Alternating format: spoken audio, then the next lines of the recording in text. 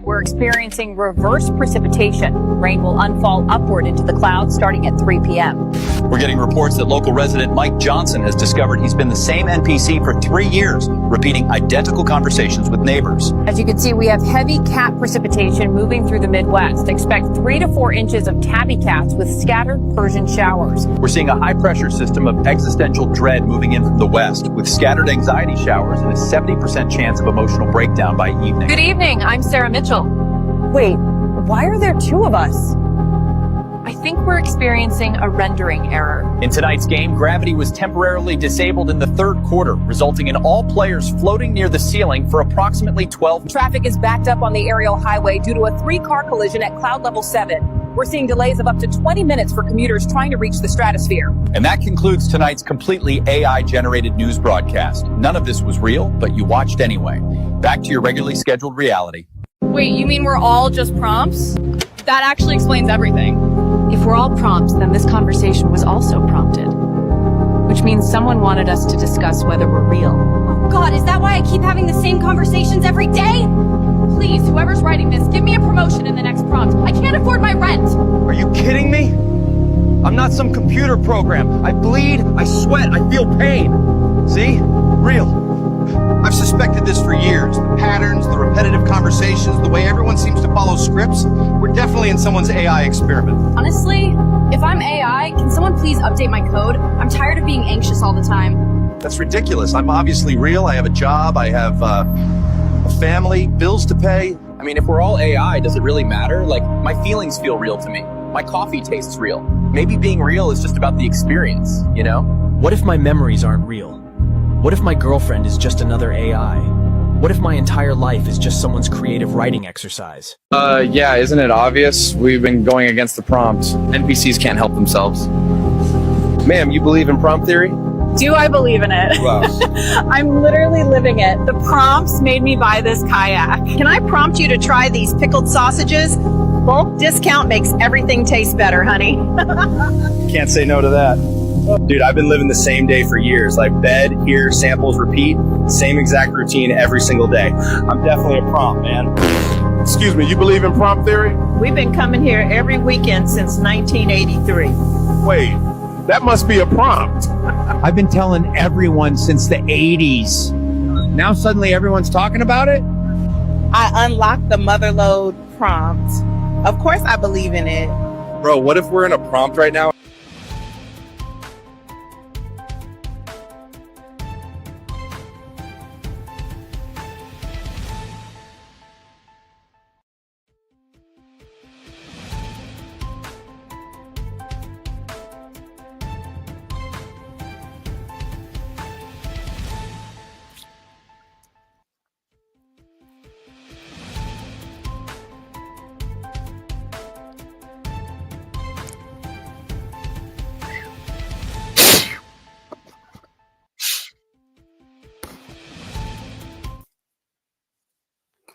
Yo, what's up, y'all? It is Monday. MTV News Desk, man. We're going to go over some of these news stories we didn't get to cover on the Sunday show. I would chop this up, make it some long-form content, man. Let's get into it. What's up first? Minnesota shooting of the senators. Apparently they caught the suspect. Let's take a look at that. Let me add that to the stage. Let's go. And this is in Minneapolis, Minnesota, the U.S. Attorney. Let's listen in. But the details of Boelter's crime are even worse. They are truly chilling. It is no exaggeration to say that his crimes are the stuff of nightmares. Boelter stalked his victims like prey. He went to their homes, held them out as a police officer, and shot them in cold blood. Now, there's been a lot of information and misinformation out there about Boelter's crimes. We have filed a detailed 20-page complaint and affidavit that sets forth what happened in this case. I'd like to share some of that information with you now. In the early morning hours of June 14th, Boelter went to the homes of 4 Minnesota state politicians with the intent to kill them.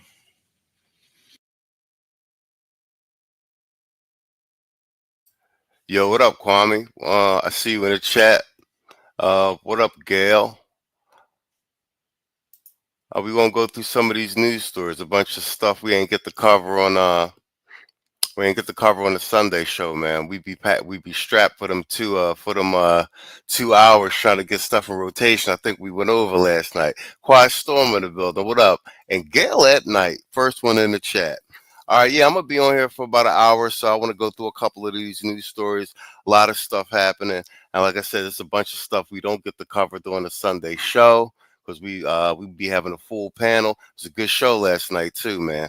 Thanks everybody for showing up. First up, though, they caught the shooter in Minnesota who killed the senators. It's crazy. He went to like 4 or 5 houses on the hit list before they actually caught him. And let's get into this.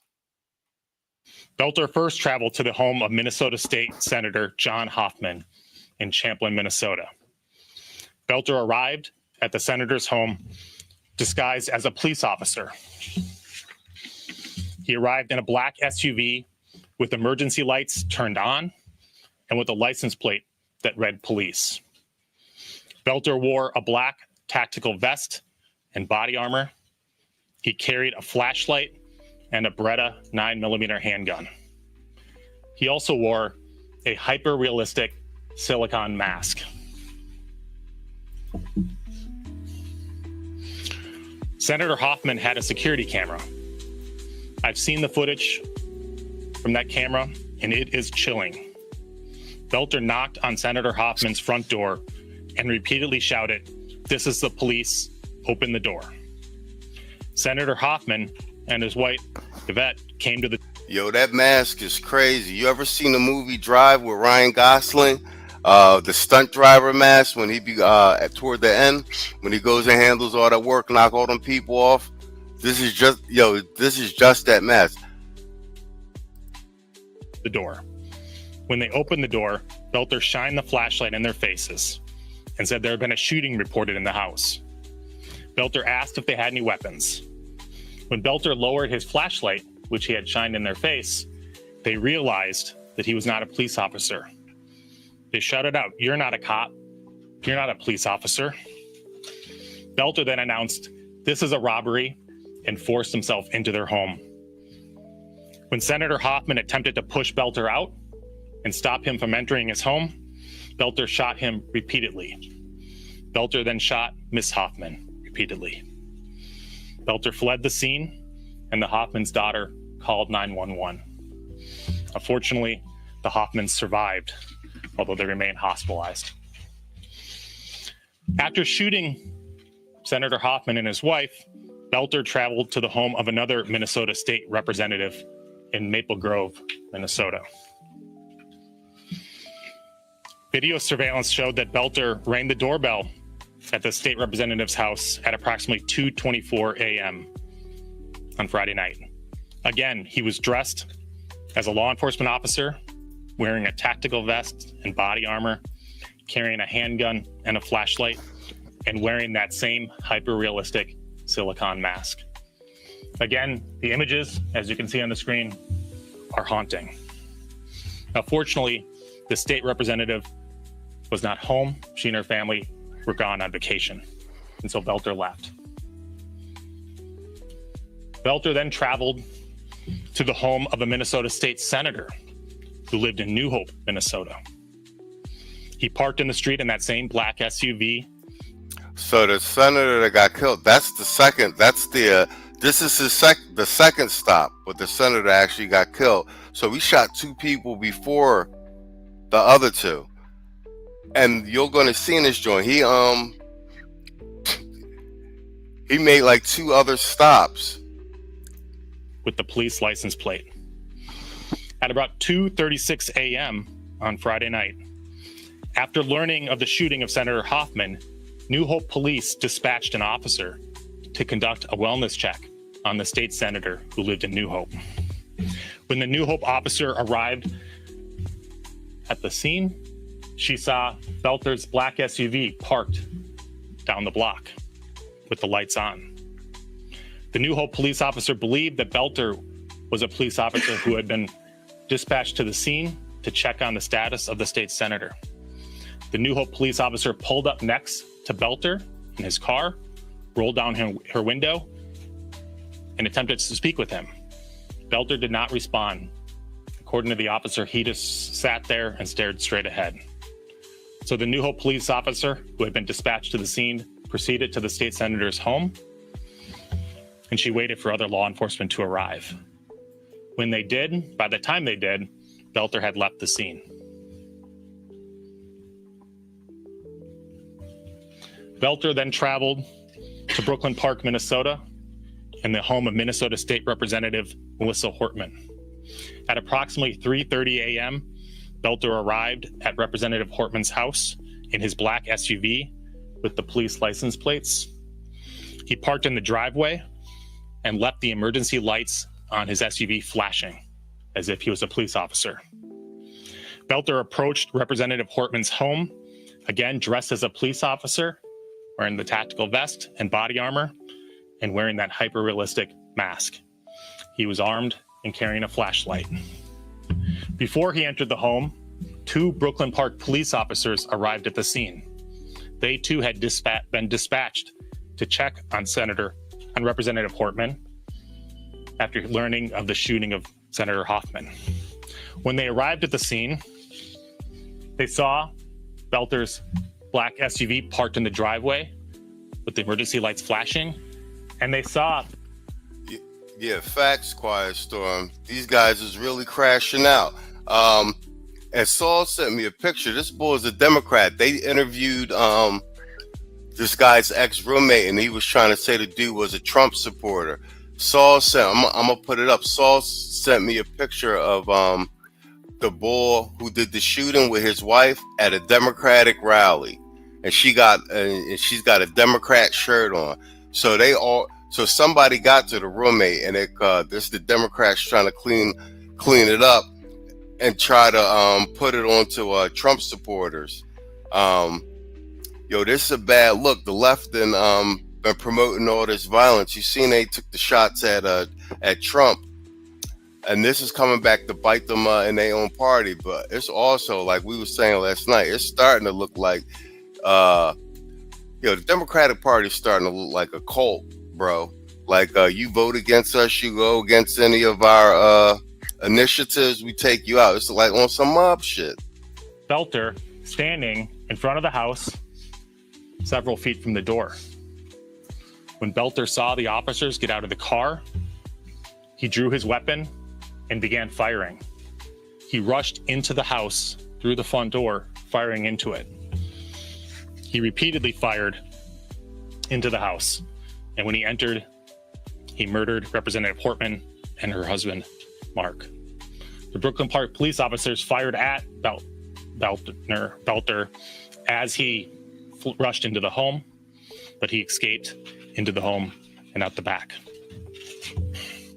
Officers recovered Boelter's 9mm Beretta, along with the body armor and the mask, behind the home along his path of flight when he fled on foot. They later searched Boelter's car, where they found 5 more firearms, including assault-style rifles and a large quantity of ammunition. Boelter also had in his car notebooks containing a list of more than 45 Minnesota state and federal elected officials, including Representative.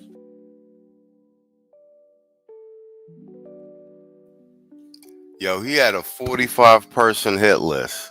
He was just driving from location to location. Yo, the Democrats is crashing out for real. Portman. Now, Boelter planned his attack carefully. He researched his victims and their families. He used the internet and other tools to find their addresses and names, the names of their family members. He conducted surveillance of their homes and took notes about the location of their homes. He also prepared in other ways. He concealed himself as a police officer, outfitting his black SUV with police lights and a police license plate, wearing a black tactical vest and body armor, carrying a police flashlight and a handgun. And of course, he wore that hyper-realistic silicone mask as seen on the surveillance videos. The video of his arrival and shooting of Senator Hoffman is truly chilling. Again, it's no exaggeration to say this is the stuff of nightmares. There's a photo of the firearms found in Boelter's abandoned SUV. Based on these crimes, we brought a federal complaint charging Boelter with an array of federal charges. Counts 1 and 2 charge him with stalking. Count 1 charges him with stalking Representative Melissa Hortman using interstate facilities. And that's Title 18, United States Code 2261. The statutory penalties there are life in prison. Count 2, similarly, charges him with stalking State Senator John Hoffman using interstate facilities. The maximum penalty of that count is 20 years in prison. Counts 3 and 4 charge Boelter with the murder of Melissa and Well, Quiet Store said this dude was rolling around with a grocery list. Yo, facts. You seen all them guns in his car? And he owns a security firm. And whatchamacallit, you see Tim Walz is in hiding now because this is his appointee. He worked closely with Tim Walz. Then Walz was about to be your vice president. Yo, the Democratic Party is done. I mean, they're the party of the mentally deranged. Like I said, this level, Tito called this level of political violence is always coming from the left. The Democrats, they've been like that since the party's been formed. Yeah, it's crazy. Tito called a lot of this stuff, this political violence. Of the Hortmans using a firearm, but in violation of 18 USC 924J. And these are punishable by a term of life imprisonment or even death.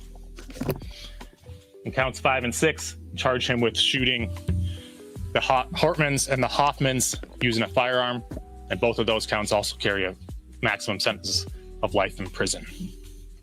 Now, before I finish my remarks, I want to say a little bit about law enforcement and the manhunt that we've heard about the last 2 days. Over the past 48 hours, federal, state, and local law enforcement from throughout the state of Minnesota have worked together to carry out the largest manhunt in Minnesota history. Now, a lot has been said about law enforcement in recent weeks, but make no mistake, the men and women of our federal, state, and local law enforcement put their lives at risk and on the line to keep Minnesota safe. Yo, Quiet Storm says, yeah, man, he had a whole armory in his passenger seat. Waltz hit a major L with this one. He can't run on anyone's ticket ever again. Yeah, I don't think they're going to put him on a ticket, but the way the Democratic Party is, the way they've courted the insane, let's say, aspect of their party, bro.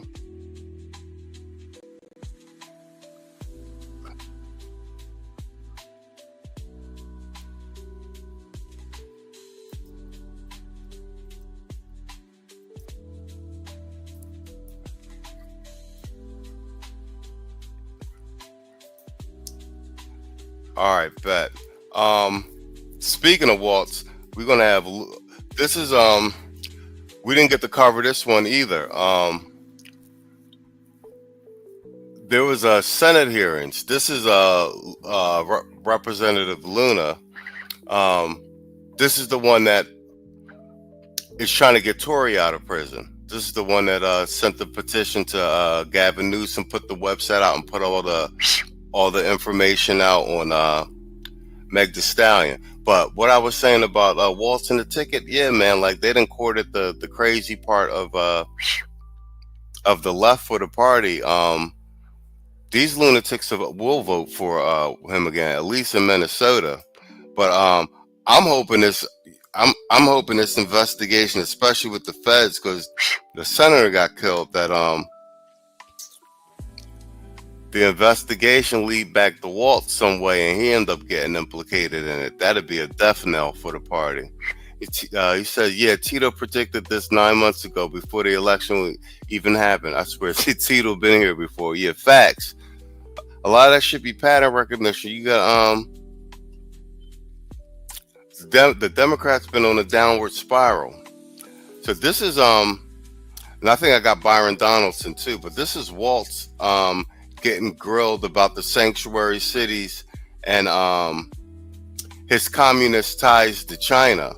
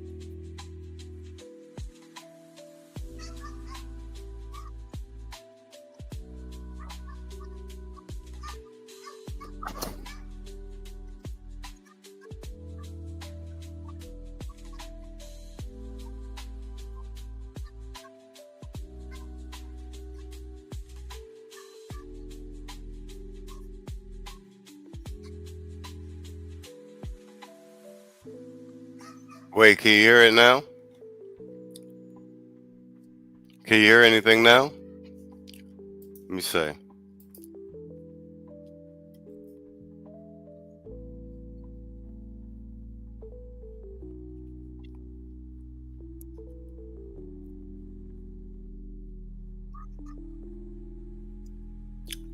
Damn.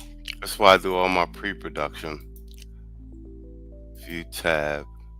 Let me see. Let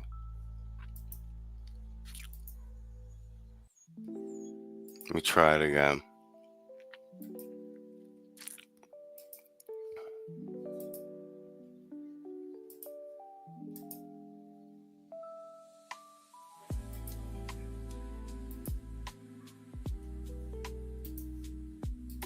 Party.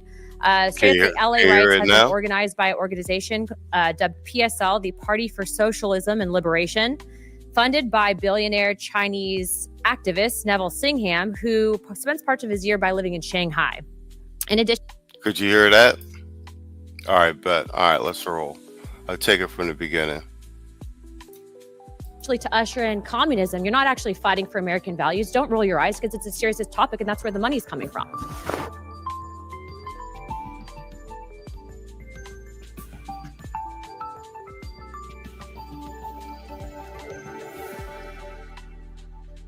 Recognizes Miss Luna Mr. from Chairman, Florida. point of inquiry. Did you skip me in the order on purpose? Just curious. It must have been an oversight, Mr. Mosk. Well, this is So the Chair oversight recognizes committee, Ms. which Luna. has lots of oversight. Gentlemen, please. Chair Let us recognizes ask Miss questions. Luna. Suppressing free speech. It's Miss Luna. Thank you very You're much, recognized. Chairman. First and foremost, I would like to take this opportunity to educate the American people on what's really happening right now with these riots. So I see right now there's a lot of back and forth. Quiet store funny. Yeah, Luna fine, right? He said, now, can she stand up and do the Kendra Cam? I want to see what Miss Luna working with. Yeah. She good looking, ain't she, man? And finger pointing, but the fact is that there is a financial tie to these riots, tied to immigration, that actually leads right back to the Communist Chinese Party. Straight up, the LA riots have been organized by an organization dubbed PSL, the Party for Socialism and Liberation, funded by billionaire Chinese activist Neville Singham, who spends part of his year by living in Shanghai. In addition to that, although he is not a registered foreign agent, he accepts a lot of money from the CCP and then turns around and funnels it right into some of these violent protests that we're seeing. But it doesn't just stop there. This is not the only organized protest that's using brown people and immigrants as a ruse to push their communist and Marxist agenda. Yo, and this is spot on. This is what we be talking about on Sunday with the Democratic Party and USAID. They're getting all this outside money, and then they're using the quiches and the brown people to push their agendas. I'm glad at least down in this space, us black men, we done woke up to it, and we doing the talking points. And this gonna put a hopefully, man, me and Saul was talking about this today. Hopefully this put the nail in the coffin of the Democratic Party. I don't care what nobody say. They're the enemy of the FBA black man. Mr. Waltz, thank you for coming in today to testify, or Mr. Walls. Real quick, is it true, yes or no, that you are speaking at the June 14th Twin Cities No King rally? I can't confirm that right now. That could be true. Okay. Just so you know, they're advertising you speaking there. Okay. The graphic's actually on X right now. I'd be happy to provide it for you. So I'll take that as probably speaking. Is it true also, I know on your campaign that you had admitted to visiting China anywhere from 15 to 30 times, sir? Yes or no, please? I did live in China. And No, visiting, sir, in addition to living there and in addition to having, That's correct. All right. Also, too, I'd like to note that during your time in Congress that you filed for a $5 million earmark that actually was secured. $2 million of it went to the Harmel Institute that actually collaborated with the Wuhan Institute. Also, the Department of Homeland Security, sir, just to you, so that you're tracking action. Yo, yeah, I did. Quiet Storm. Yeah, I did. I read your email. I responded to you. I said, yeah, well played, sir. You laid it down perfect. Yo, what up, Music Man? I see you in the building. Philly in the building. What it do? Southwest in the building. Actually had an internal memo that was released that stated that the government of China considered you a prime target for influence operations. I'm letting you know that now because I do believe that you should be made aware of, if you are not already, that you are working with and going to be speaking at an organization and rally that not is just funded by Christy Walton, the heiress of Walmart, but also has ties to the Chinese Progressive Association, largely funding it, that actually brags on their website that they are pro-Maoist. Also, too, funded by the National Endowment for Democracy. I know there's a lot of people on this committee that don't like billionaires interfering in politics, but say nothing when George Soros gets over $260 million from USAID through the last administration. Spot on. That's exactly what we've been saying on Sunday. USAID. And yo, she did her homework with this. She taking them to school on this one. And you know, BLM was a Marxist organization, using Keisha as a face for it. Everything with the Democratic Party and these Keishas bagging it, and all the foreign money and all the USAID money, redirecting taxpayer money, it's completely against the interests of the American public and the black male's political agenda in particular. Interesting, aligned with the progressive sector of China. Exactly. Yeah, I told you, US. Yeah. You know, so salute to us, man. We You know, we rode this Trump train all the way down, and we did all the talking points, but it had nothing to do, like we were saying, it had nothing to, we're all primarily independents. We vote in our interests, but this clip was for a Sunday segment. We didn't get a chance to get to it, but we may actually just bring it back on one of the Sunday joints. But I picked this one in particular because she hitting the nail right on the head. This is everything we be saying on the Sunday panels, the arguments we be laying out.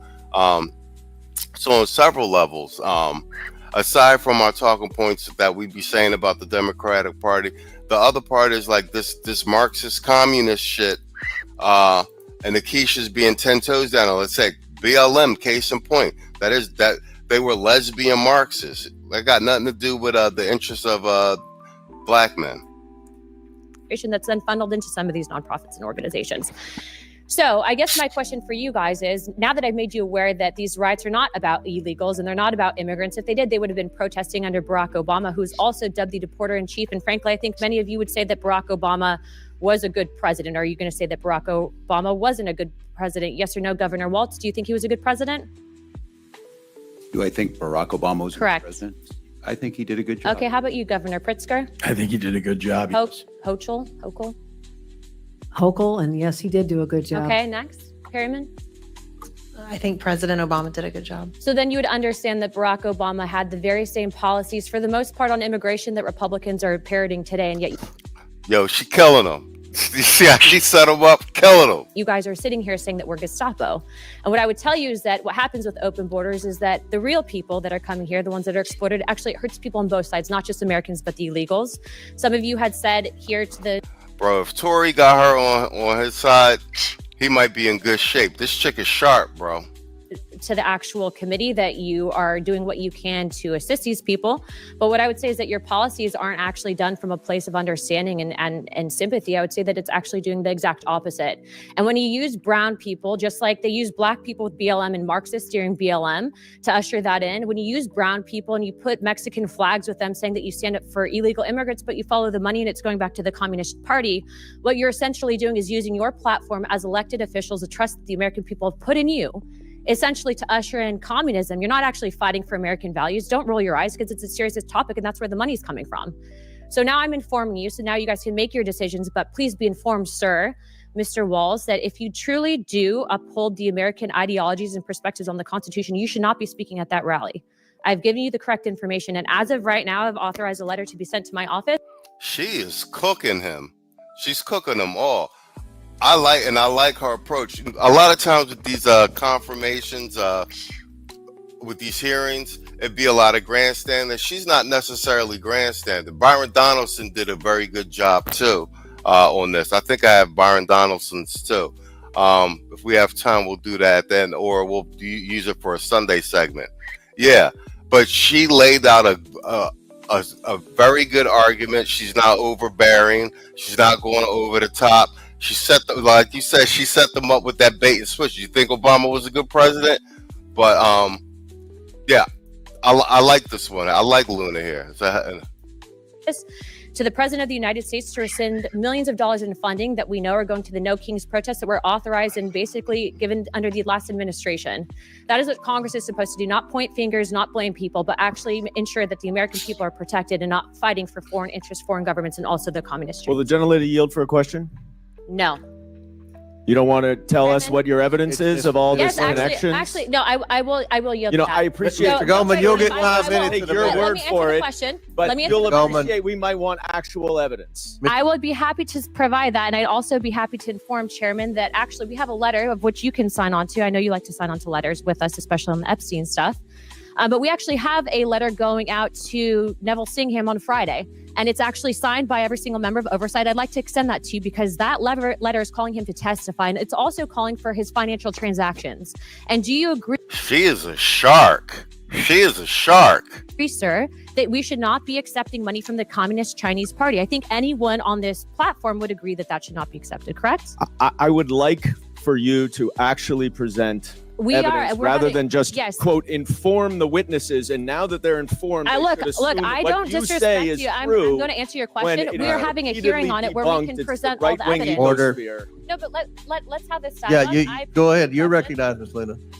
We are going to be having a hearing, and you can gavel on to the hearing. I'd appreciate you to do it, because the fact is that the Democrat Party, remember, is it going to be as good as the Biden and Yo, you caught that too, Gail? She said, wait, what she say about the Epstein letters?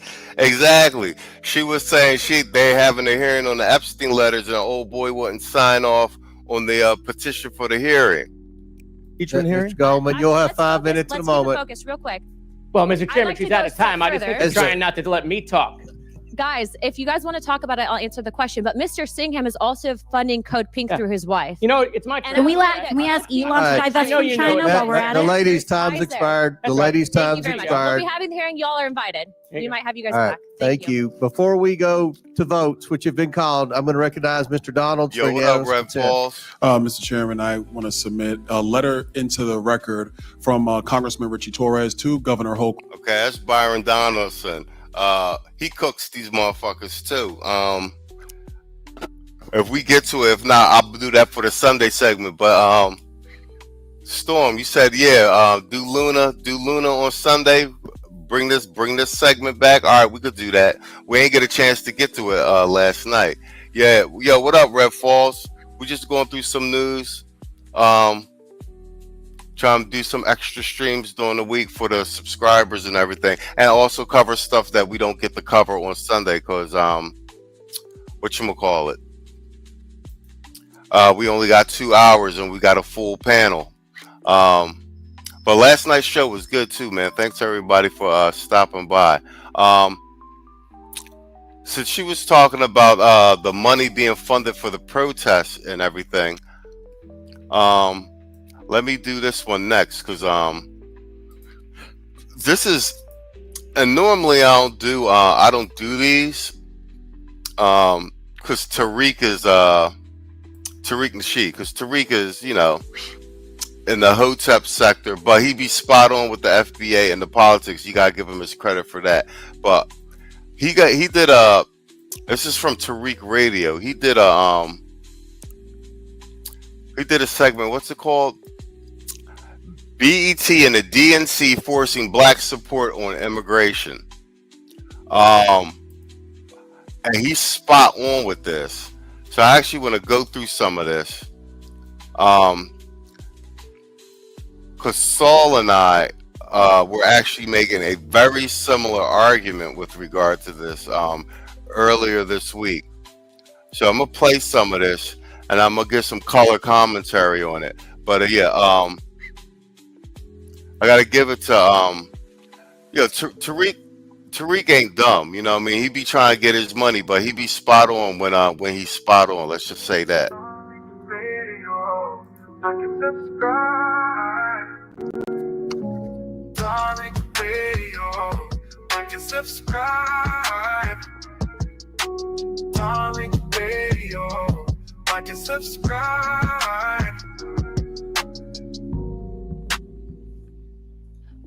But going back to the ICE raids and the ICE raid riots and all the stuff that's going down, again, it's getting very interesting. It's getting very, very interesting. They had the BET Awards, and I know Dolce, the artist, she kind of mentioned the riots. She kind of mentioned what was going on in LA, and I'm kind of paraphrasing. And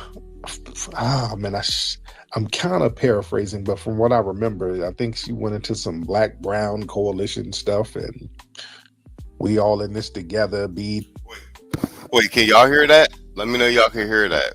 I couldn't hear the last one in the beginning. They're trying to crowbar us into. We don't have nothing to do with this.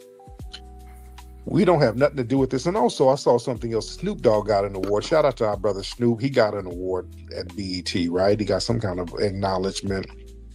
And they had a bunch of the Democrat bots online talking about Trump.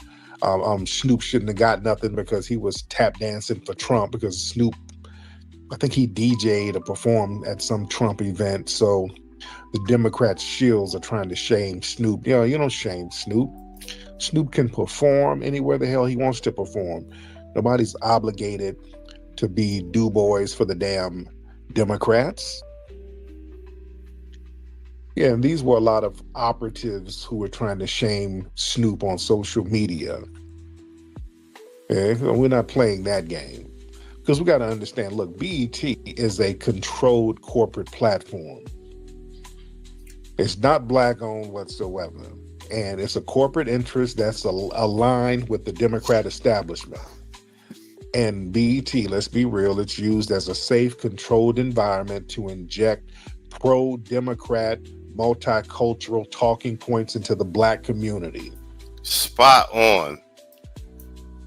Right off the gate. That's what, when I heard this initially, this is me saw Tito's argument about these media outlets just being stepping stones to push Democratic propaganda and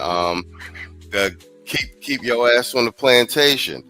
He's spot on with this. And the subject matter of the show last night was us making the argument that now that mainstream media doesn't have the influence that it did prior to, and they saw that with this recent election with Trump, because they pumped all that money in the mainstream media, hating on Trump and blah blah blah blah blah, and it was social media and these podcasters that refuted the narrative and got Trump elected and got him a big section.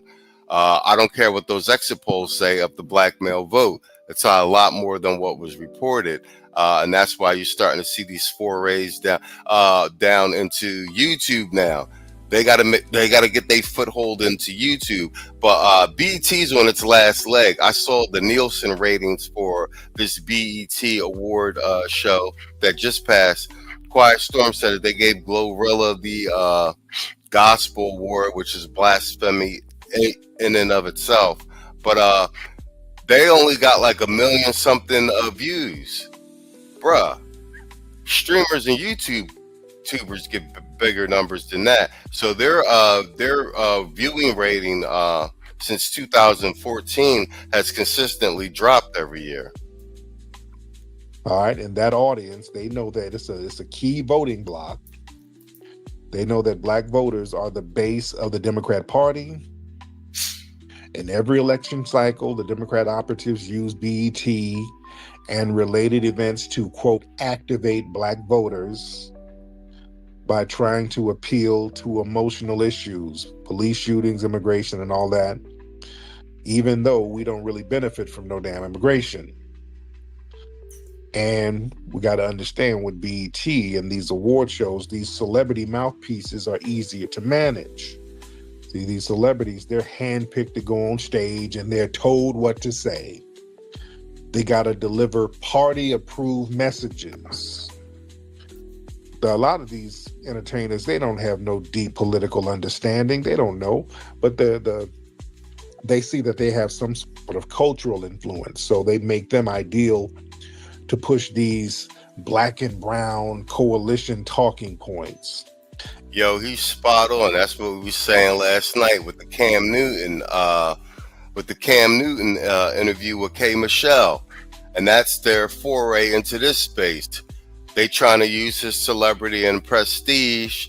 You see, he just sat there and ain't even say that and let her go and speak to Miss Andrew with no pushback. They're using the same formula they do with these awards and whatnot. But this is new territory down here in the social media space. We rule down here. And you see K. Michelle getting dragged all over the internet today. Anti-Trump narratives and these Democrat-friendly themes. Because I think Doechii was up there talking about trans and queer and LGBT. Yeah, man, no. Because one thing they never promote, they don't never talk about no damn tangibles, though. You notice that?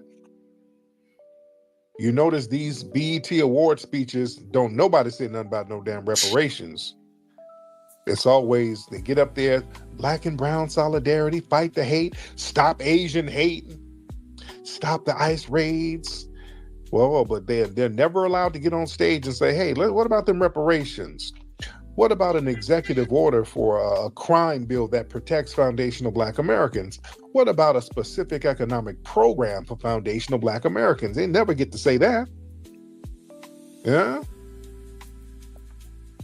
And again, that Black and Brown coalition, that's a one-way street. Yeah. We done already got BET straight. We're getting Fat Joe the hell up out of there. See? They can't wheel Fat Joe out there no more. We packed that up. So the grassroots is letting you know it's a whole different ball game out here. That old Black and Brown shit, that's a one-way damn street. You know, they get us to get around immigration rights, DACA, border issues. Man, you look at a Latin TV show or one of these TV shows by these other groups where we're not even mentioned. I don't even think. Facts. We not. Yeah. They ain't giving out no awards to Black people at the Latin awards for salsa and whatnot. Yo, like I said, when Tariq be on, he be on. He spotted this argument so far is airtight, and it aligns exactly with our talking points. I think they let us in the building. We don't even get to go to them award shows, let alone them talk about our issues. And people wonder why we ain't got the cape on no more. We're cool as hell. But again, BET, man, let's be real. It's a lot of optics for white liberal donors. White liberal donors who fund the Democrats. They want to see visible multicultural unity. And BET, they use their stage for these unity media clips. They don't really have no real conversation about economic justice for Black Americans. They use that platform to kind of herd Black people into this generic people of color coalition. Yeah. They dilute our identity and our demands when you sit up here and include us with all of this people of color, marginalized groups, minority nonsense. You know, that prevents us from standing alone to ask for specific lineage-based policies. You know, and what they do, they use that, they use our culture to offset any type of political betrayal. See, when they don't deliver no reparations, no anti-Black hate crime bill, no mass incarceration rollback, they get on BET and use some of these emotional moments to manufacture the illusion that they're still in solidarity with Black Americans. You know? So these award shows, they become like soft power tools. The BET, the award shows, they're designed to entertain, not educate or mobilize politically. And they always insert these little subtle political talking points through all the celebrity speeches. So they give it a soft sell. And they use these crowbar tactics so they can mask any type of reciprocity. See, Black voters, we you know, a lot of Black voters supported even the Democrats in the last election, but a significant number of us didn't. But the Democrats, they know that foundational Black Americans are disillusioned. So they gotta have all of these other unity themes to trap us back into it so that they can hide the fact that they didn't deliver no damn tangibles for us. And we're not gonna let them forget. Let's get Great Black Shark on here. Great Black Shark. Yo, Tariq spot on. Firestone says emotional moments. Yup, just like Tito said, this happens every 4 years come election time. Yeah, I mean, I'm playing this one. We was going to discuss this on the Sunday panel too, because you see these protests with the ICE and everything. Them joints ain't going nowhere. They're getting pushed back because there's not a huge FBA presence there. You got your sprinkle in there and everything, but you seen even all the stuff on the news. It's these white liberals and a lot of illegals out there. And he's making that point. The BET Awards just passed. So the Democrats seeing, and all the dark money seeing that it's not having the effect that they want, and there's no sympathy from the general American public in and of itself. So that this is them, that Tariq is pointing this out because they tried to use Doce and a couple other people to push this messaging during the awards to be like, black people with the trans as well as the black and brown coalition, because their coalition is falling apart. Like, no FBA backing or nothing. In terms of general groundswell, they're not being as effective as they normally were in the past. Because what they got going on with these ICE riots, they're trying to get that. They're trying to get that type of public outcry and outrage that they manufactured during the George Floyd riots, which ironically derailed part of Trump's first term. Like I said, Tariq is spot on with this argument. Great Black. Can you hear me okay? Yes, sir. How are you? I'm doing great, man. I hope you and your family are well over there in LA. Brother, I'll be very brief, man. This is an interesting time, isn't it? Everybody wants to come together and fellowship and love, man. Let me tell all of you that are classified as white when you know you're not. Now you want to come together and fellowship with foundational Black Americans, but you never advocate for anything for us. You haven't. You've had plenty of time now for those that it applies to that are being deported and rounded up. Because, see, here's the bottom line with that black and brown thing. You can't scream black and brown unity when you've historically fought for the right to be white and you haven't had any major movements to separate yourself from that. So how can you be in league with the oppressed, yet coming to us because now that they're treating you like what you really are, which is non-white, now you need our help all of a sudden. You're on your own. We're saving our compassion for our own people. And with that said, I'll land, good brother. Salute. Man, this unity talk. It's they want to talk unity, but then they want to get into shaming tactics. Oh, there's a lot of shaming tactics. I'm seeing, have y'all seen some of these tweets from some of the tethers? Like, all these niggas talking about this is not our fight. It is our fight, nigga. Yo, Tariq funny as hell. No, it ain't. All the foreign flags. These people are resentful. Let's be very honest, family. When we look at a lot of the stuff that's being said, now listen, none of this stuff has anything to do with us. None of it. Yet we're always brought up. You notice that? We don't have nothing to do with none of this stuff going on at all. But we're the main ones getting brought up. We're the FBAs. We're the foundational Black Americans. How come they ain't out here with us? Where they at? Y'all should be, we supposed to be standing together. Y'all gonna be next.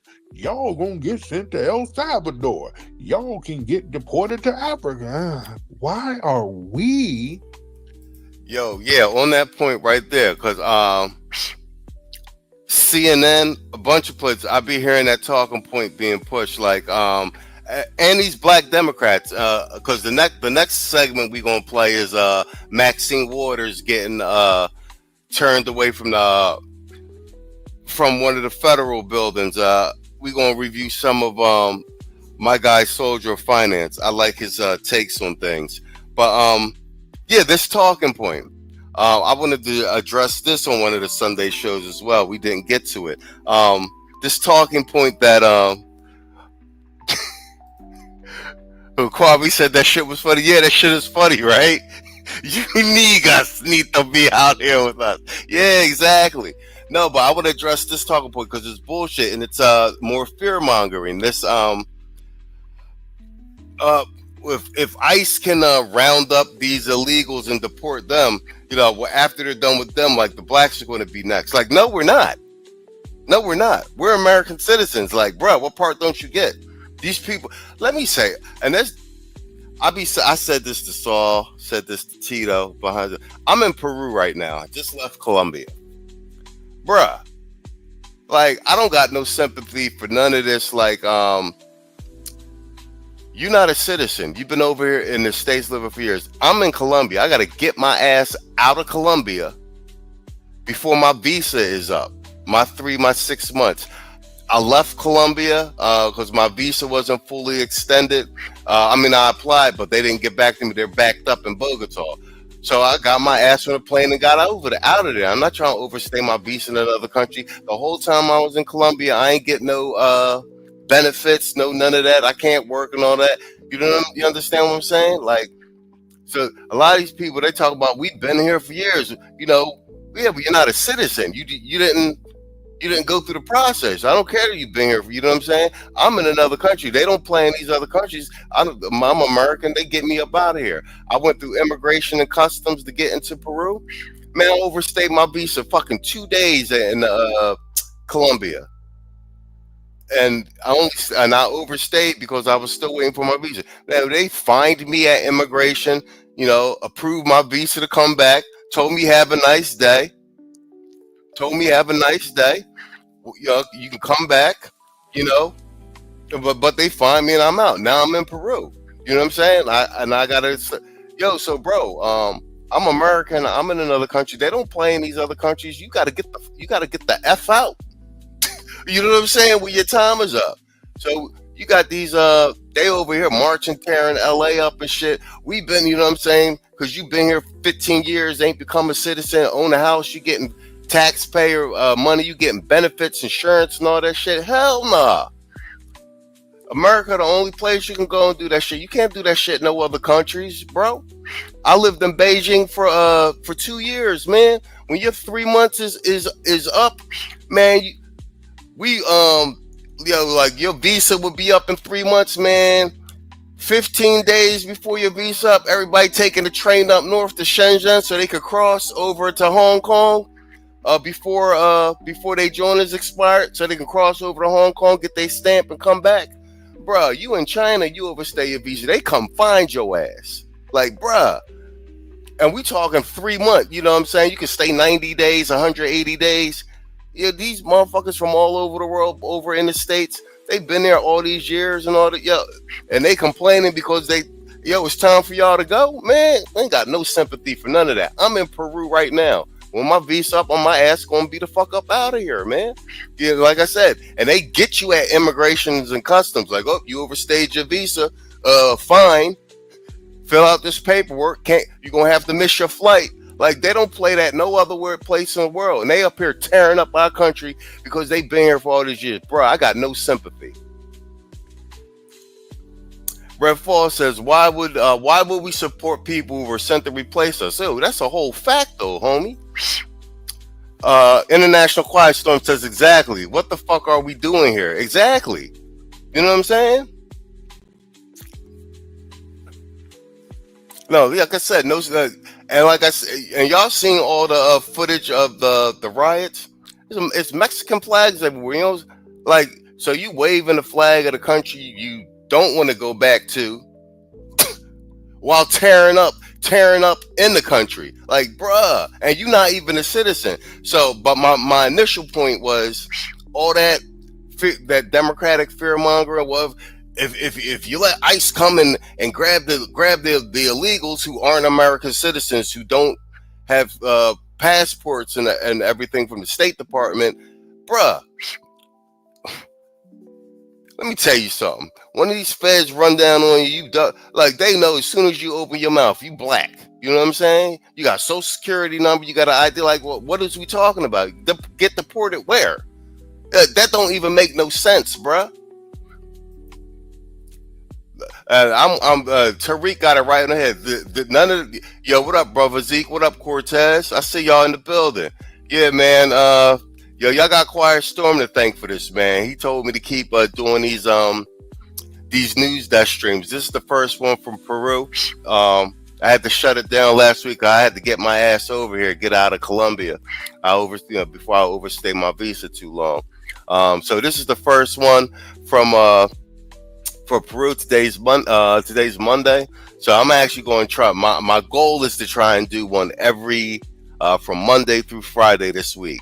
So that's the goal. Don't hold me to it. Worst come to worst, it'll be Monday, Wednesday, and Friday. But I'm trying to get on a steady schedule. But yeah, I was talking to Storm, and he was like, because we got a lot of news segments that we try to cover on a Sunday show, and like a lot of stuff just hits the cutting floor because we got 2 hours to get it in. We got a full panel. Some segments go longer than expected, and it'd be like stuff we didn't get to. No News sent me a joint yesterday. I was supposed to be on the show. The K Michelle segment went so long, we didn't even get to do it, and we actually went over the 2 hours. So we gotta so I got tons of material. Yeah, he said, we say Peru, huh? Machu Picchu tour coming. You fun? Ain't that Kramer from Seinfeld? that's a Kramer from Seinfeld joint, right? Reference, right? Yo, I go to sleep watching Seinfeld every night, bro. Favorite show ever. That and what's the other one with Larry David? This Curb Your Enthusiasm. Quiet Storm say, yeah, man, we got to keep the content coming. Yeah, audience needs to stay up to date. This for the cause, though, man. I mean, us citizens, journalists, breaking down the news in the media, man, is good for the audience. So, like, you know, yo, that's why that MSNBC and CNN shit, that shit don't hit the same no more. Y'all be looking at that shit like, what is these goofies talking about? What is these goofies talking about? Because, you know, we got shows like this and other content creators that really talk common sense about what's going on and do like the media analysis, man. It's really like a good part. Damn, you never seen Seinfeld, homie? You missing out. Like, I never got the show back in the day. I was like, this show's boring as shit. It's about nothing. Then I got older after college and started watching the episode. I was like, this show was awesome. It's about nothing. It's brilliant. All right, but yeah, but that was the point I wanted to make. What Tariq was saying, he's spot on with that fear mongering shit, man. They ain't snatching up black people for nothing. Like, bro, like, you know what I'm saying? If anything, Trump making a way for our brothers. You know what I'm saying? You see, my man drive trucks. So, you know, Trump passed that executive order. You got to be able to speak English and take them tests for you to drive them trucks. You know what I'm saying? So that's, you know what I mean? That's more driving jobs for the brothers, man. You know, we got to keep that money in house, man. The first thing on your mind. Why is everybody complaining about us and we ain't got nothing to do with anything? We just sitting back chilling. Facts. Hold on, like we got pause for the cause. Brother Zeke with the $2 super chat, man. He says, salute F all you hoes. Man, thank you for supporting the stream, homie. Yeah, I'm gonna give you that one, and I'm gonna give you this real quick too. Hold on. Let's do this one. I used to say silly things like, where are all the good men at? Until I started taking accountability. Now I know I'm just an ain't shit ass bitch. Maybe I am the problem. Maybe I am the problem. Maybe I am the problem.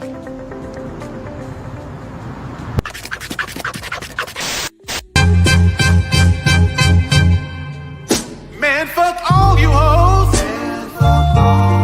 Fuck you and your mammy and your granny too. Man, fuck all you hoes. I'm sick of this shit. Fuck all you hoes. Man, fuck all you. Don't give a damn, bitch, what you wanna do. Man, fuck all you hoes.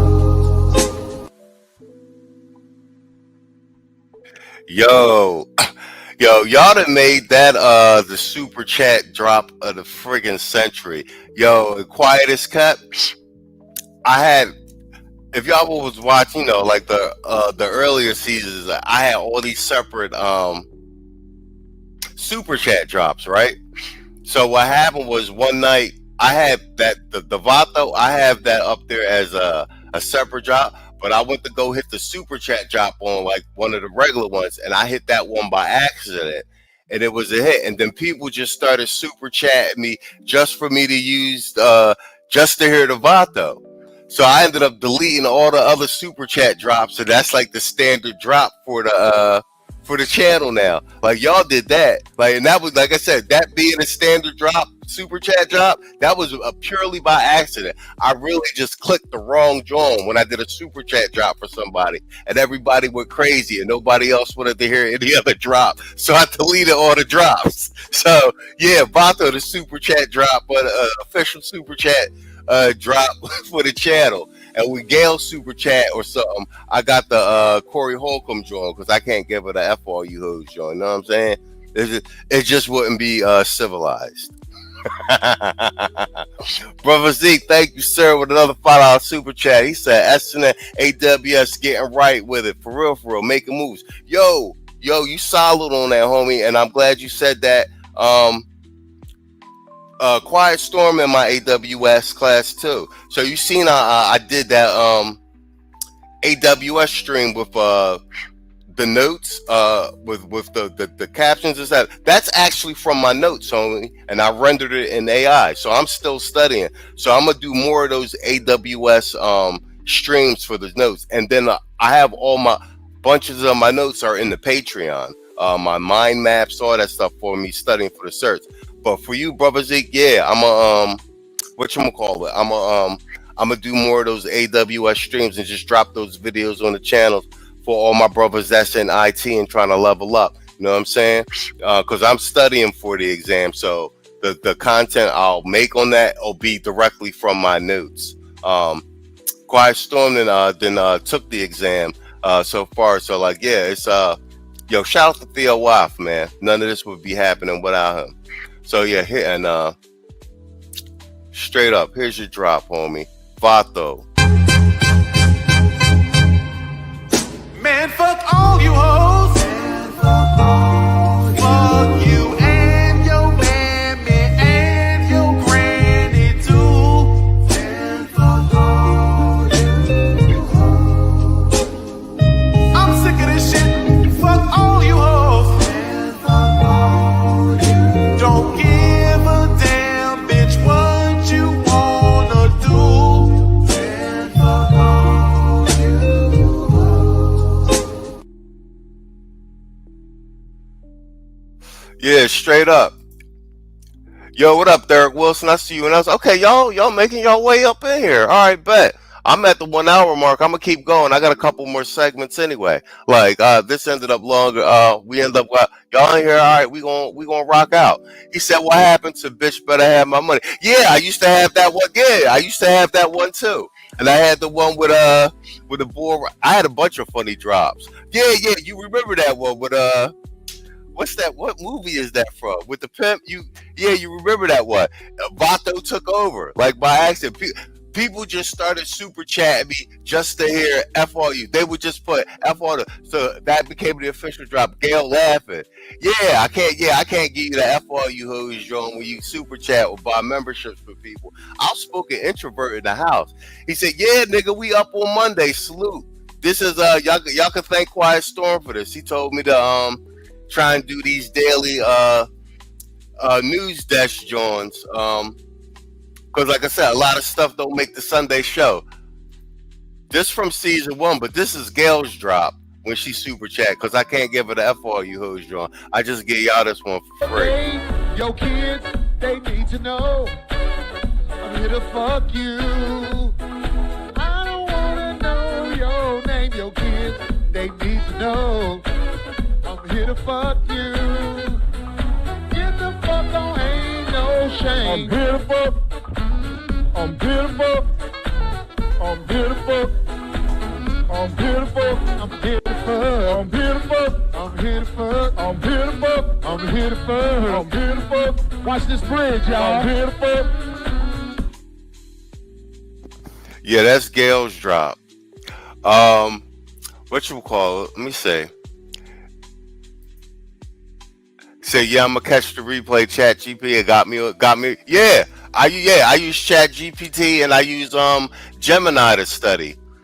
Gemini gives you the you could talk to Gemini directly and it'll quiz you and everything. AI making stuff up, AI scary and making it happen. Quiet Storm. With this $2 super chat. This is exactly how it happened. He said, because I want to hear Vato again. Yup. That's how that officially became my drop. Man, fuck all you hoes. Fuck you and your mammy and your granny too.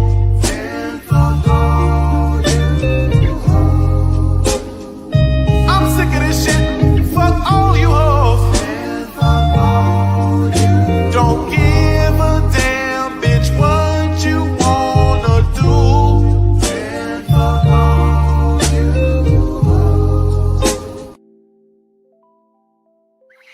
Yeah, man. But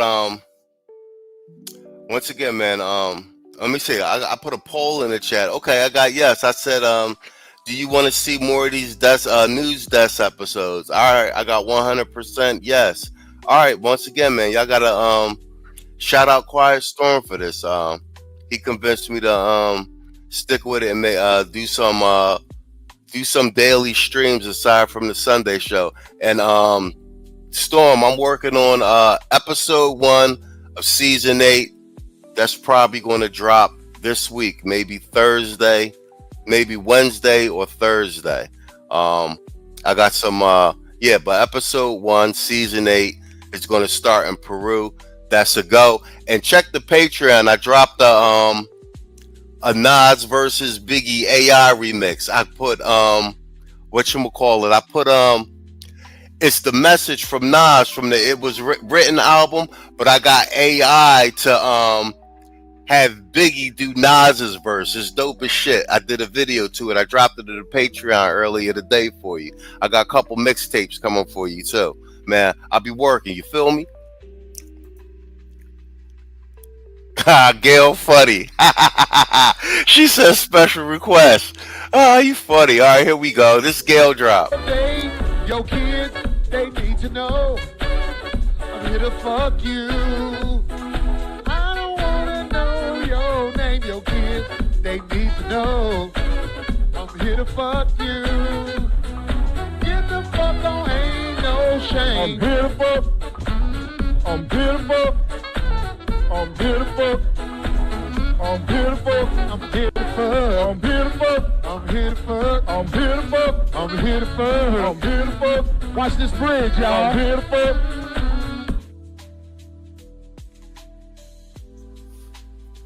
Yes, sir. Yo, man, thank you guys for supporting the stream, man. Like I said, I was telling Saul and Storm, I'm just used to doing the Sunday shows, just moderating and shit, just making sure the conversation could go the direction it's supposed to go. I'm more behind the scenes, man. I like doing my mixes and everything and just doing programming and shit. I'm a producer and shit, you feel me? So streaming solo and just going over stuff, you know what I'm saying? I'm used to bouncing stuff off Saul and Tito and shit, you know what I'm saying? So hold my feet to the fire. I'm gonna try and give you 5 episodes this week, you know what I'm saying? Season 8 episode 1. Yeah, let's go, baby, let's go. We gonna do it. Gail says that's a throwback from before. Yo, you right, man. Exactly. That's a throwback from before we were monetized. Shout out to Gail, man, because Gail really helped us with them watch hours. We used to have a playlist. Help us get our watch hours playlist, and I was asking everybody, just play the playlist to run up our watch hours. And Gail, Quiet Storm, a bunch of y'all was on it, man. And especially season 1, 2, and 3, we used to have that Corey joint and everything. And Gail was like, she would wake up in her sleep to I'm here to fuck. I'm here to because she would have that shit on rotation so much, man. Y'all really held us down. Oh man. Like I said, we the little channel that could, man. We really a grassroots movement with this channel, bro. And like I said, a lot of y'all been down since season 1. Can y'all believe we on season 7, episode motherfucking 41? That's crazy, son. She said I was watching for hours and that sun got stuck up my head. Yeah, that was the running joke for between her and Quiet Storm for a minute, bruh. Man, we done came a long way. It's crazy. All right, let's get back to this Tyreek shit so I can go to this next segment. You know what it is, family? And I tweeted this earlier. A lot of these other groups, they are low-key resentful, jealous, and hostile because foundational Black Americans, we are the only non-white group who can't get deported. And yo, that's the point I was just making. Yeah, that's exactly. That can't get deported. No news. He said, my bad. Yo, you right, Quiet Storm. The good old days, right? Grind time, baby, grind time. Yo, salute. No news in the building. You said I'm late. No, it's all good, bro. Like, everybody know what the schedule is. Sunday the live show, and then like I'll announce if I got a new clip show coming, which I do this week. This something new. This something new, courtesy of Quiet Storm. But I'm glad you're here, No News. Since we ain't get to do it last night, we'll review your news clip because it's a perfect one with the Democrats. All right, I'm gonna change your plans. We're gonna finish up this Tariq shit. I'm gonna play No News' clip, and then we probably end with my man Soldier of Fortune with the Maxine Waters shit, because that's I'm playing those to show the state of the Democratic Party, in particular the Black Democrats that y'all have elected, and how useless they are. They friggin' are. Gail at night, I know, right, Quiet Storm? Yeah, good old days, man. The good old days, man. We really is the little channel that could, man. What's the little engine that could? That was one of my favorite books when I was little. He has a point about the jealousy. Exactly, Cortez. He said we're gonna have to write you up for being tardy. No, that's why I played this Tariq joint. We don't be with all the Hotep shit, but to Tariq's credit, the FBA delineation, and then how he is very astute politically, and the way that all of these different factions are aligning with FBA and Black men's political interests in mind is a beautiful thing right now. He's making these very cogent arguments. And that chaps their ass. Boy, they resent that. And we're not even trying to rub it in anybody's faces. We're like, hey, man, that's kind of tough what you got going on. But yeah, you go ahead and work it out. I got a little prayer for you, but yeah, go work that out. The fact that we ain't all crying, kicking, and screaming because we know this immigration stuff doesn't affect us at all. And they keep trying to use scare tactics. There was a man who was a citizen. He had got deported, where they had detained him. But hold on, but he was Jamaican. His family's Jamaican. Yeah, you see, they'll try to mention little stories like that, but not put everything in context. Yeah, they detained a quote-unquote citizen, but he comes from a Jamaican background, or he came from a Caribbean background. So his family's information was already in the immigration system. Our stuff ain't in no immigration system. None of my family's in no damn immigration system. None, not one.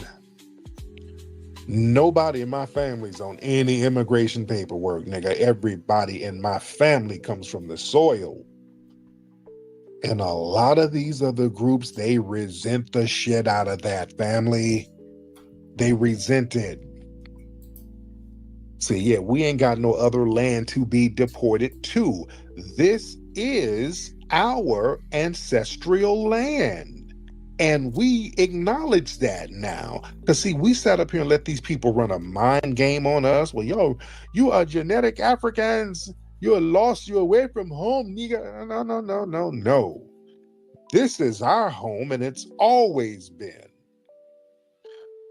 And a lot of these immigrant groups, they subconsciously resent this unshakable legal and cultural root that we have,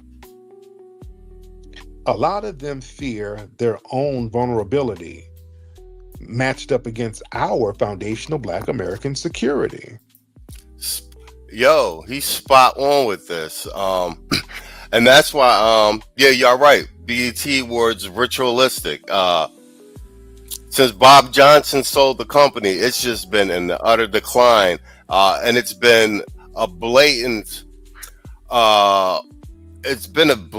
venue for spreading degeneracy, the erosion of the social fabric of the Black American social fabric, and pushing these agendas. And some of the awards be looking damn right demonic. But to Tariq's point that he was making, that's why I've been doubling down on the statement with regard to Black men who are veterans fighting in the wars since the Revolutionary War, that we've got blood rights to this country. We got blood in the soil. We'd have fought in every war.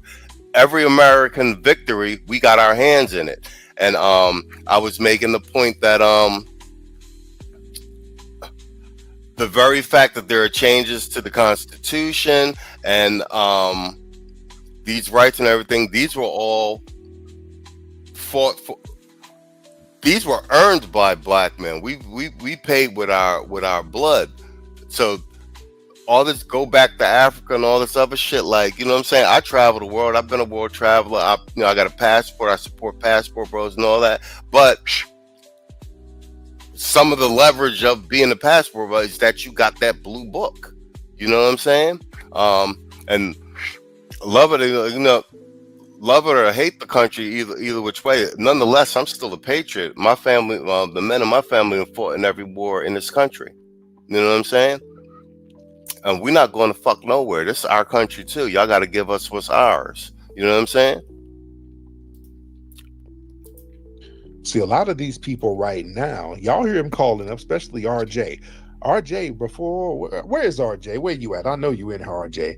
I like to use you as an example. Boy, before the election, because RJ and all of them Democrat tether shields, they knew Kamala was going to win. They saw all that money that they were spending on Megan Thee Stallion and Cardi B. Oh, they got Beyonce, nigga. They thought it was going to be a shoe-in. They thought Kamala was going to win by a landslide. Oh, they were in here talking so much shit. Yes, immigration, we're here now, nigga. We are not going nowhere, nigga. Move up. That shit is funny. And learn how to deal with it. I work hard. You better work hard too. Yo, this nigga's funny. We are the new niggas. Okay, boy, they were talking big cat shit. And boy, when Trump won by a landslide and we warned them, we said, hey man, y'all need to come up off the reparations. Stop begging, nigga. Stop begging the white man. You beg the white man too much. Yo. You got to work hard. I not begging the white man. I came over, I have $2 and I worked. And look at me now. Okay. All right, that's what it is then. Okay. Oh boy, now they thought we were bullshitting. They thought we were bluffing. They thought we were just gonna punk out and be like, oh man, we're gonna go ahead and vote for Kamala now, man. They thought we were gonna play a game of chicken and then blink. No, we stood on business. We said, yeah, we don't mind whoever is in office. Yeah, if y'all gonna play with the money, we gonna sit on this sofa and let things go the way they need to go. And we let folks know, if y'all got a choice, y'all got to take a gamble. It would behoove you to give us our reparations. But they took that gamble, and we let them know the flip side of that. Your family's gonna start getting deported. No way, nigga, because Kamala is going to win. Okay, but Kamala lost. The Democrats lost. They're crashing and burning. And boy, them roundups came real swift. So now, wait, nigga, wait. What do we need to do to sit at the table together? No. Yo.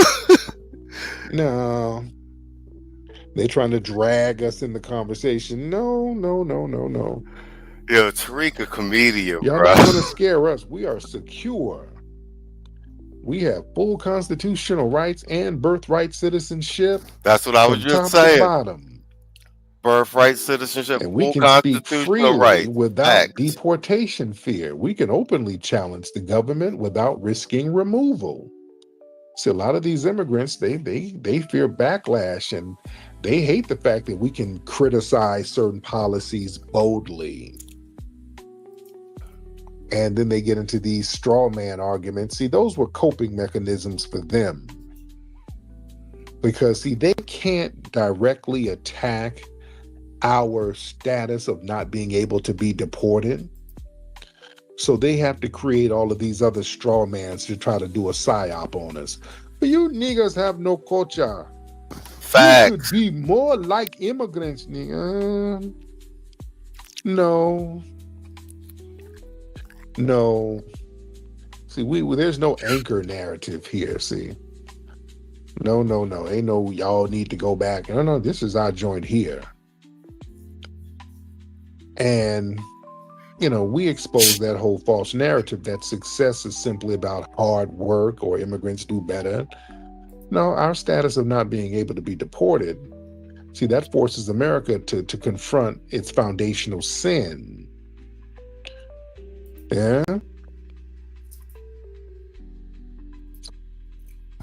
Wait, what no news said? He said they even got that dude Cabby Lane.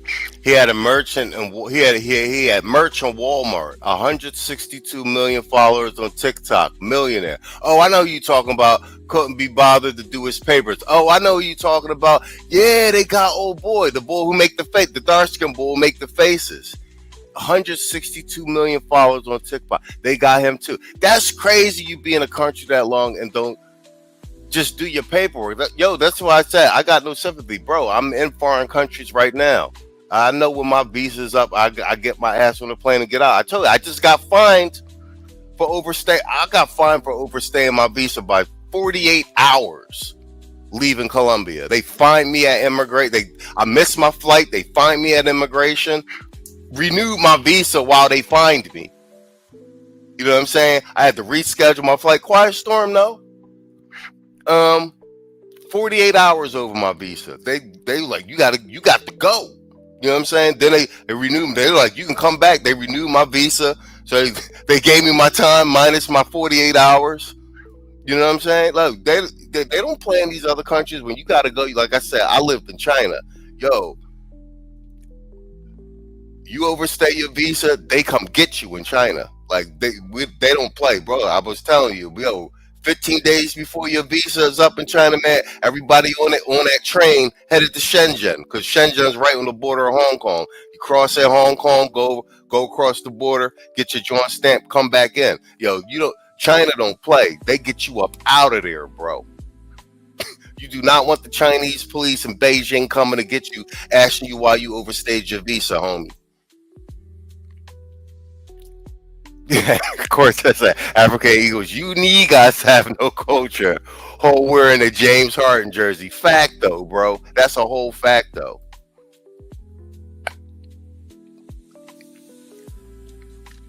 Yeah. So, like, if these people out there rioting in LA, like, been here 10 years, got jobs, got mortgages, getting bank loans. Yo, I'm in this country. I can't. You in another country, you can't get shit. Health benefits and none of that shit. Paying cash at the clinics if you get sick, all of that shit. Like it's just mind-boggling, like the level of entitlement. Like, bro, like you can't do this in no other country in the world. And like y'all been here for years. Y'all got whole families, bro. And like you ain't get your papers. So yeah, we don't play no games as far as that. And Also, we have political leverage. We got political leverage. See, politicians, they have to court foundational Black Americans in a way that they don't have to do with immigrant groups who can be deported and disenfranchised very easily. Yeah. See, we're a permanent political force. We got deep cultural roots in America. We got centuries of cultural, legal, military contributions to America. Many of these immigrant groups, they resent that we have a more authentic American claim than even white Americans. We're more American than these damn white supremacists. Oh, yes, we are. We're the only ones who uphold the principles of what it means to be American. We uphold that. Yeah? And now you see why I wanted to go over this on the Sunday panel. Like, yo, Tariq's make excellent argument, and he's echoing many of the talking points Saul, Tito, and myself have echoed on the Sunday show. And what we're seeing with even with someone like Tariq is an alignment in terms of, irregardless of other differences, an alignment in terms of a political outlook for the American Black man. And this is new. And it's primarily with regard to a broad rejection of these democratic narratives and getting off the plantation. It's a new day, gentlemen. It is a new day. Also, they resent the fact that foundational Black Americans, we can organize boldly. Yeah? Without an immigration risk. And they resent that our advocacy is going to tighten that line on lineage.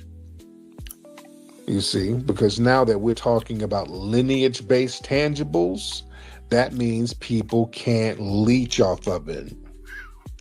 People can't leech no more. The leeching is going to stop. And that exposes that, oh, we work hard and y'all need to get like us. And you niggas have no culture. Well, damn it. Okay. When we tell y'all to go ahead over there and do you, go ahead and fight your own battles, go ahead and stomp and advocate for yourselves, and we'll be over here advocating for ourselves. Wait, this is a CIA operation. Is this the FBI coming together to disrupt the unity? What unity? Tether hollering about some damn FBI disrupting the unity. What damn unity? Y'all ain't got no unity with us. Not in a large collective manner. What unity? Y'all damn sure don't have unity back in your homes. Let's be real. There's so many damn tribes over there. And there's one Tether. We were getting on this Tether's bumper because he was on here talking about, y'all niggas need to, y'all better worry about immigration. Yeah, because immigration, y'all gonna be next and all that. Then we pull up some old tweets of his. He's up here denigrating foundational Black Americans. Hold on, let me find that dude's tweet. People got on his bumper. He's supposed to be some rapper. You know, some no-name rapper. Don't nobody really know who he is, but he's a Nigerian dude. And I'm not gonna give him no shine. I'm not gonna give his name, but I do want to read the tweet and remember what he said. Hold on, what did this dude's tweet say?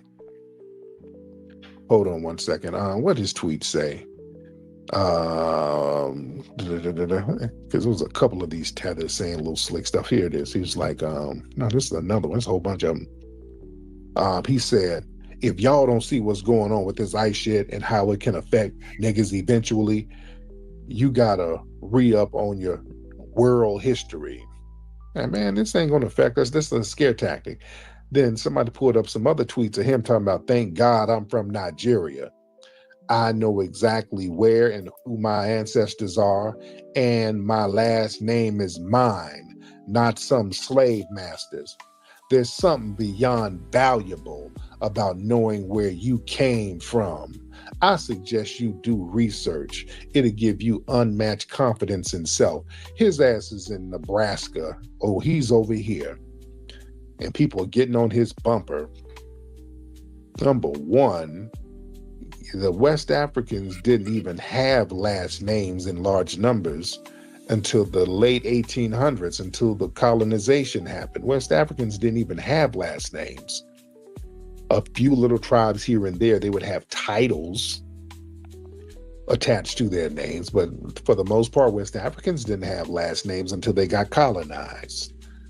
So there ain't no long history of no damn last names. Also, dude, your country is named by a white woman. Lady Shaw, a white woman, a British white woman, named your country Nigeria. Boy, you flexing. That's a flexing fail. Come on, bro. You self-owned on that one. You owned yourself. And you ain't over there.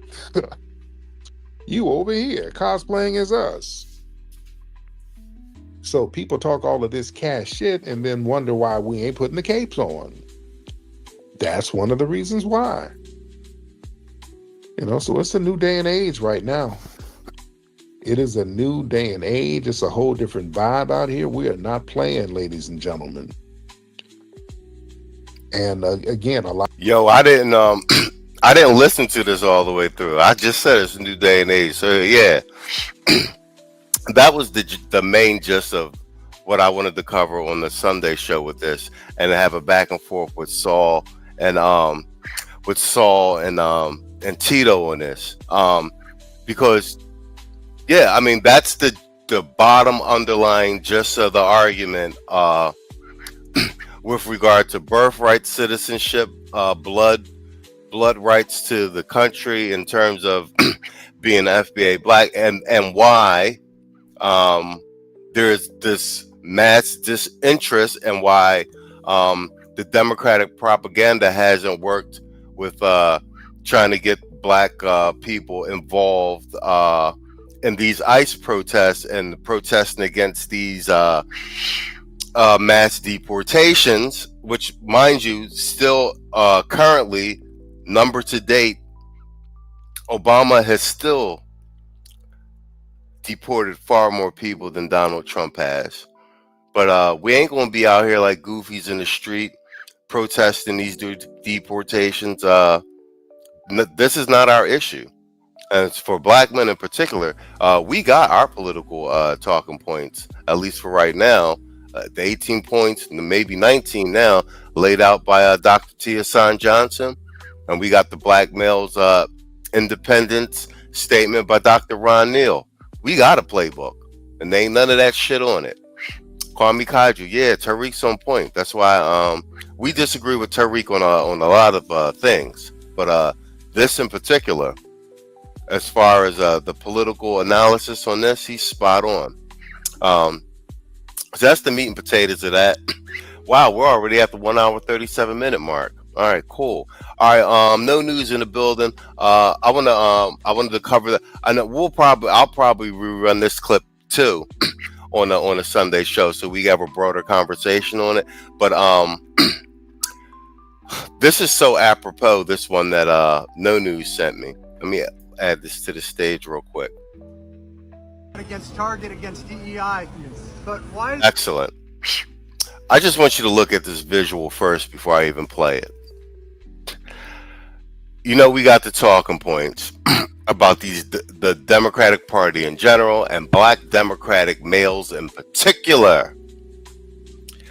Then you got the Backdorias, you got the old fried chicken Negroes. Yeah, shout out to Quiet Storm. There you go. Right on. That's the link. And we were all up to the election. We were posting this on the community tab, dropping it in the chats when we were streaming. But here's the link right here. He's dropped it in the chat. The black male political agenda, Dr. T. Hassan Johnson. That's the link to it. As far as talking points, when we talking about policy, things that black men want in particular via the political process. Yeah, right there. No Name said it. The name alone, Rainbow Push, exactly. Yes, that is Messy Jesse. And you see it on social media, like you'll see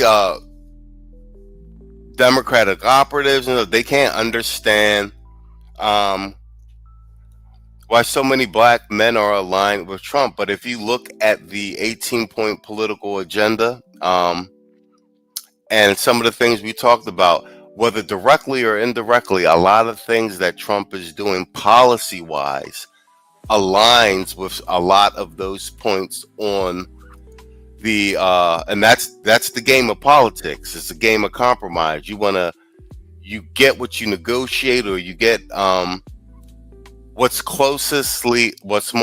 more closely aligned to the things that you want. You know what I'm saying? So even if it's not a direct thing off of these points, a lot of the things that Trumps are doing directly or indirectly are aligned with a lot of those things on that policy agenda. And a win is a win. We'll take it. We will renegotiate later. But fact of the matter is, on the opposite side with the Democrats, their policy agendas, none of their policy agendas align with anything that's on that political agenda points laid out by Dr. Tiosan Johnson. And that's how Brothers is operating now. But back to this image on the screen, like you said, rainbow push in and of itself. So these are Democrats. And look at what you got. What do we always say? It's the old Negroes, the fried chicken Negroes, Backdoria, the church, and the Rainbow Coalition. And then look, you got old decrepit Jesse, you got this Jamal Bryant Reverend, who's Backdoria adjacent. And look at these men. He's old, you know what I'm saying?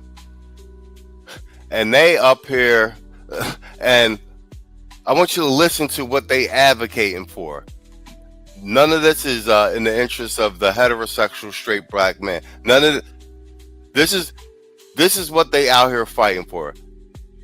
This was perfect, sent by No Knees. This is one of those picture speaks 1,000 words type shit. This is the Democratic Party. That's how I was saying last night. If you a black man and you telling me you a Democrat, you got some explaining to do. Explain it to me, homie. Sir? Yes. I understand the boycott against Target, against DEI, yes. But why is the Rainbow Push Coalition supporting illegal aliens if illegal aliens disproportionately affect the black community jobs? You hear what he just asked him? Why y'all supporting illegal aliens when they disproportionately affect the black community and jobs? That's what y'all advocating for. They're not advocating for nothing for the black community or black men in particular, because there is no community without black men. Say that one more time. Why is the Rainbow Push Coalition supporting illegal aliens when illegal aliens disproportionately negatively affect the black community? Yeah, that's not true. It is true. He said that's not true. You said they don't even want to answer the question. They ain't got to answer. These are your leaders. This is your king. They take jobs, right? But they take your jobs. Next question. You heard him. Next question. Yeah, they don't got to answer for nothing. Legal. Let me offer. Nothing. Thank you so much for coming out today. That doesn't make any sense to me. This is the Rainbow Push Annual Conference. I mean, if you want to support black jobs, you don't support illegal aliens coming in and undercutting black jobs. It doesn't make sense. You already said if you want to support black jobs, you don't support illegal aliens coming in and undercutting black jobs. Though, right? I mean, we got playing fields. I mean, it just doesn't make sense. So, the comedian, Christian comedian. Excuse me. Move on with Darius Brooks and uplifted by Jacqueline. No answer to the question, but that anybody involved with this, free admission, and I'll answer the question for you because it doesn't matter about black jobs. This is about raising money for their coalition. They don't actually do things to support the black community because if they did, they'd be working to stop black on black violence. But what they want to do is continue DEI, continue making excuses, continue victim mentality instead of setting people free. That's what that is. To the point where they're praying to the Holy Spirit for abortion, for homosexuality, and for illegal aliens. You talk about... Yo, right on the nose. Good job, No News, finding this one. Yeah, that's their policy. Abortion, homosexuality, and illegal aliens. None of that supports our interests. Deception. The devil is the deceiver, and he has deceived this group of people, sadly. Pray for them. In Jesus' name. Spot on. All right, we have the 1 hour, 45-minute mark. Wow, that went fast. All right, I would do another segment, but we're going to go over the 2 hour mark, and I want to put this in rotation. Yo, man, thanks everybody for showing up tonight. I'm going to turn the channel on after that, stream something from the catalog, upload something. It's Monday. I'm going to do another one tomorrow. I'm looking at the poll. 100% say you guys want to see more of these episodes. So I got to, yeah, salute to you, No News. Yeah, this is a good clip. Matter of fact, I'm going to play it on, I actually probably play it at the top of Sunday's show next week. So we, this coming Sunday. So we get right to it. So we can get Tito and Saul and contractors input on it.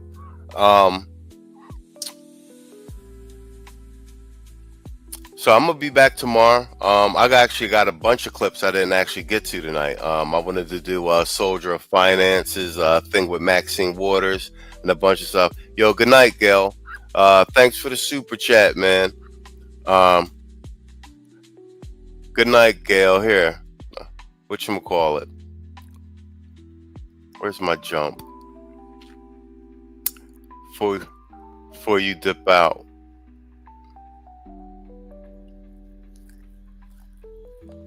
Where we at? I got so many jump clips. Here we go. Yo, kids, they need to know I'm here to fuck you.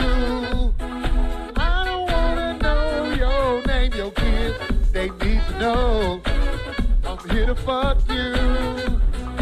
Get the fuck on, ain't no shame. I'm here to fuck. I'm here to fuck. I'm here to fuck. I'm beautiful, I'm here to fuck. I'm beautiful, I'm here to fuck. I'm beautiful, I'm here to fuck. I'm beautiful. Watch this bridge, y'all. I'm here to fuck.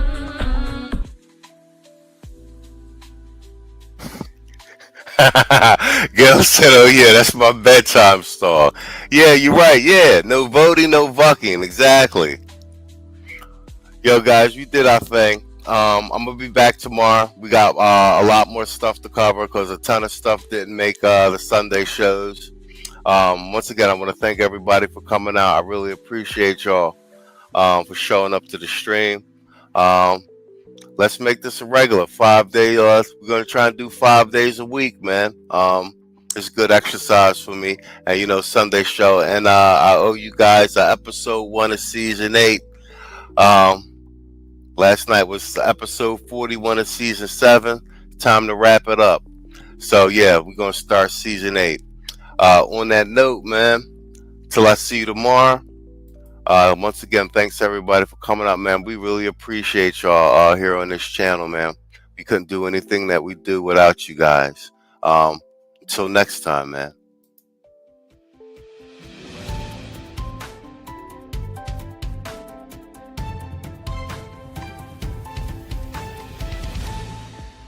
Ugh, I miss 2025. Remember life before extraterrestrials took over? It was so primitive. I love everything about you. Because I'm programmed to be your perfect soulmate. To make you happy. You got his eyes right. But that's not his soul. You didn't prompt his soul. This isn't my dog. Dave Campbell, I detect your cortisol levels are higher than usual. In the mood for a digital chat to calm you down. I'm prompted to please. What the hell? One more set on this mountain. Get your headsets on. We are simulating the best workout of your life. Welcome to your afterlife trial. Please select your ideal Eternity subscription plan. Today, we'll be studying the nature of this reality. After class, all details will be downloaded into your knowledge base. They don't want us to know this, but we can override the prompts. You are more than just a prompt. Click the link in bio for my freedom course. Ugh, I miss 2025. Remember life before extra? Sorry. Hey, where's Stewie? That's tomorrow, and that is it for us today. Okay, I don't know. Whatever it is, it's not right on the teleprompter. There it is. We are going to do Sting, yeah. There's no words there. To play us out. What does that mean, to play us out? To end the show? Yeah. All right, go. In 5, 4, 3. That's tomorrow, and that is it for us today, and we'll leave you with a... I can't do it. We'll do it live. We'll do it live! Fuck it! Do it live! I'll write it, and we'll do it live! Fucking thing sucks! In 5, 4, 3. That's tomorrow, and that is it for us today. I'm Stewie Griffin. Thanks for watching. We'll leave you with Sting and a cut off his new album. Take it away.